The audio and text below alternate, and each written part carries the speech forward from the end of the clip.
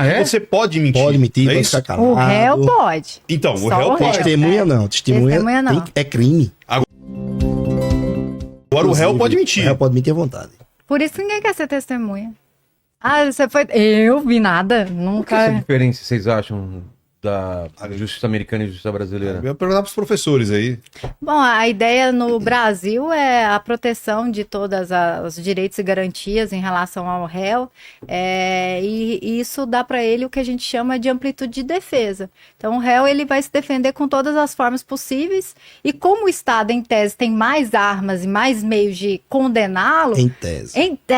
Em tese. Então, cabe ao Estado demonstrar ali a culpa do réu, né? O ônus da acusação é do Ministério Público, a ele cabe demonstrar isso aí. Então, em tese, era como se você tivesse um grande poder estatal contra um único indivíduo. Então, para ter uma paridade de armas, assim dita, que é um dos princípios processuais penais, a ideia de que o réu poderia se valer de todas as formas de provas. Inclusive, pode se valer de provas até consideradas ilícitas. Para a defesa, pode provas ilícitas. Por exemplo? Ele conseguiu obter uma prova através de um crime, mas essa prova o inocenta naquele fato, essa prova é válida para a defesa. Se for para acusação, não. Entendi. Por exemplo, um grampo, alguma coisa assim. Perfeito, Ah, tá. perfeito. Então eu, como réu, eu posso, de repente, fazer um grampo, gravar alguma Teve situação. um famosíssimo, será que eu posso falar? Pode. Tá, vocês não lembram do grampo no Telegram, do Moro? Ah, sim. Aquilo era legal. do Bessias. Aí você fala, porra, como que isso serviu? Porque era pra inocentar. Para mudar a opinião réu. pública, né? Era pra inocentar o réu na época, né? Que era o... Ali teve dois vieses, para inocentar e aquilo poderia servir também contra ele criminalmente. Mas, como eu disse, apenas para defesa que pode ser utilizado provas Não poderia ilícitas. ser usado, então. Exatamente, para criminalização não. Exatamente. Nesse parâmetro, é interessante a gente pensar nisso aí, como você fala dos pesos e contrapesos, né? Você tem todo um aparato do Estado, mas também se a gente pensar do lado, como a gente fala da legislação americana, talvez você tenha a celeridade do negócio, né? Isso. Ou seja, de você realmente chegar ao criminoso, chegar aos vias de fato, porque ele sabe que se ele mentir, a pena dele vai ser agravada, vai ter agravante. E se ele não mentir, você tem as benefícios porque você estava cooperando com a investigação. Mas o Brasil, assim como os Estados Unidos, tem um recurso maravilhoso e que eu falo pra todo mundo na delegacia, direito ao silêncio, sem te incriminar. E isso aí vem, inclusive, dos Estados Unidos, que é os avisos de Miranda, que eu não vou tentar falar inglês aqui, mas vem... Que a gente vê no filme, né? Exatamente. Você tem o direito de ficar calado e tudo que você disser será usado contra você. Exatamente. Então, o preso, né, a principal função que eu tenho ali como delegada, a primeira coisa é informar que ele tem direito ao silêncio. É a melhor coisa que tem. Porque se tem algo que esse cara vai fazer pra mim, Vilela, é mentir. Então, assim, eu me sinto idiota ouvindo aquela mentira, as mais Cara, já ouvi cada mentira. A gente vai conversar. Aquela... Tá falando de delegacia ou relacionamento? De delegacia. Por enquanto, delegacia, né? Depois esse nós dois Vilela. aqui no segundo. Não sei, que ela falou com uma raiva, né? Com uma... Já ouvi cada mentira. Não, mas coitada. Então... Você tá olhando a cara e falando... Eu falo assim, e eu sou essa carinha, né, menina, né, ali na delegacia, eu falo assim, você tá mentindo pra mim, às vezes, né, quando termina, você tá mentindo pra mim pela minha carinha, é porque eu sou menina? Aí ele, não, tô mentindo pra senhora não. Eu falei, imagina, eu tenho a filmagem ali, ó, imagina, não tá mentindo não.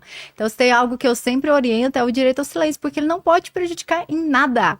Ele não serve como confissão, não serve como presunção de culpa, não serve pra nada. Silêncio, o que ele falou? Nada. E isso é o que, inclusive, muita gente fica com raiva naquelas CPIs, né? Os caras chegam lá, não vou falar. Nada a declarar. Aí a lei ainda foi e mudou, porque era tão ridículo o negócio que veio uma lei de abuso de autoridade que fala que você prosseguir com o interrogatório dele quando ele fez direito ao silêncio é crime. Então ele falou, vou ficar em silêncio, acabou. Não posso continuar. E aí piorou. Porque nas investigações, muitas vezes o indivíduo não quer falar, né? E a gente ia provocando. Com perguntas estratégicas. E tinha uma hora que ele, não, isso aí eu não fiz não. Aí começava. Entendi. Agora nem isso pode. Nem isso eu consignava no interrogatório. Porque perguntado sobre isso, não falou. Que perguntado sobre isso, não falou. Começou a falar. Isso não pode mais? Não pode mais. Falou silêncio, eu não posso desde mais 2019. Nenhuma pergunta. Insistir, nenhuma pergunta. Nenhuma. Agora, O que fica mais desequilibrado ainda que a gente fala, né? Que tem um momento, então, que a paridade de armas, ela começa a ser criticada. Alguns criticam, né? Eu tô trazendo desequilíbrio, mas alguns acham que ainda é justo. Que é o fato do silêncio parcial. Que foi admitido também pelos tribunais. Que é o seguinte, eu não vou responder nenhuma pergunta da acusação. Só da defesa. Da defesa. Aí ele pode. Pode. Mas não tem aquele lance tem uma curiosidade tem o lance do delegado bom e delegado ruim? Ou do policial bom e policial ruim? Tem, isso aí tem. Que o cara cativa chegou mais, assim, rapaz, é melhor você falar, senão você vai responder. Você vai pegar BO que não é teu. Tem. Rola isso? Rola. E o tirocínio existe de verdade? Existe muito, né? O que é o tirocínio? Vários viés a gente pode indicar o tirocínio. Você está numa determinada localidade, você já conhece o perfil de pessoas que praticam um determinado tipo de delito. Esse indivíduo tem um perfil mais que é estuprador, assaltante. Você estelionatário. Estelionatário. Quando chega, eu trabalhei um tempo na delegacia de capturas, quando o pessoal capturava alguém, passava, eu já bati o olho, isso aí é tal. Aí quando eu olhava, realmente foi que tal crime. E a vivência policial, você vai aprendendo muita coisa, muita malícia, porque a gente lidar com pessoas, muitas vezes, da pior espécie que existe, né? Criminosos que estupraram, mataram, esquartejaram. Você só lida com isso, né? Exatamente. E a gente eu quando entrei para ser delegado de polícia, eu tinha uma visão, eu fui criado meio numa bolha, e quando cheguei lá eu acreditava em todo mundo diz a verdade e tal. Daqui a pouco eu comecei a perceber que realmente, principalmente as pessoas investigadas, mentem e muito. Muito. Mas isso é um ponto importante para que também a gente, muitas vezes, identifique que aquele criminoso está dizendo a verdade.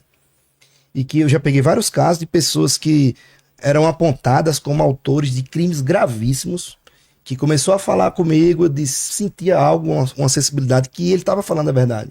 E eu investiguei melhor e realmente descobri que aqueles indivíduos inicialmente apontados como autores de um crime não eram, em verdade. Você vê, são sutis, né? Eu acho que o Ricardo, ele sabe muito bem do que a gente está falando. É uma sutil, a forma de falar, a forma de que a pessoa está apresentando o fato para você. Isso é muito comum para você perceber se ele realmente está falando a verdade, se ele é o autor daquele crime ou se não. E também o que acontece muito em delegacia é o cara pensar que, olha, eu não fiz isso aqui, eu fiz isso aqui que na cabeça dele não é crime, às vezes era pior, sabe? Assim, já aconteceu várias vezes também. Esse pior, né? Eu não vou comer esse aqui não, eu fiz só isso aqui. Eu não mas dá um exemplo, o Vilela, o tirocínio é o quê? É aquela experiência do policial de... Cara, ele tá andando até no meio da situação, e ele bate o olho e fala, cara, esse tá nervoso. É a linguagem silenciosa na prática ali. É às vezes uma gíria que ele usa, é às vezes um olhar, não é isso? A forma de caminhar. O local que ele está. E, curioso sobre o tirocínio policial, o STJ, ele invalida, né, a prova escolhida do indivíduo foi achado com droga, com base no tirocínio policial.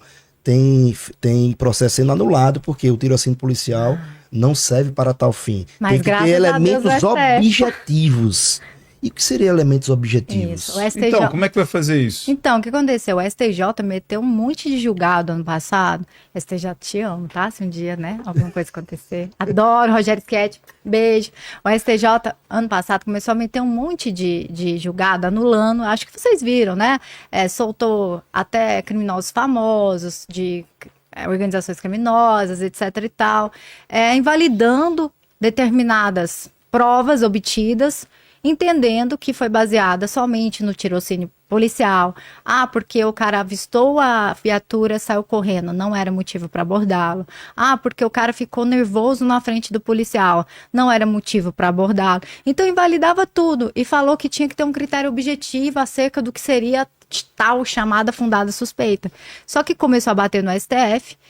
A primeira foi a Carmen Lúcia, que monocraticamente falou que o STJ estava legislando, falando, olha, não tem isso escrito no Código de Processo Penal, vocês estão exigindo mais do que precisa.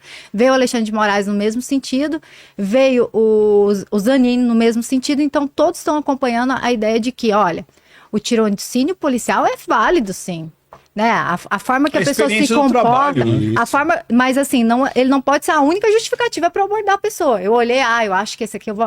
Mas ele junto com outras situações que normalmente é o que leva o nosso tirocínio, né? É o local que está, o comportamento, o nervosismo, a forma que ele vai agindo ali, ele pode sim, em conjunto, ser utilizado e validar a busca pessoal e até mesmo em algumas situações a própria busca domiciliar.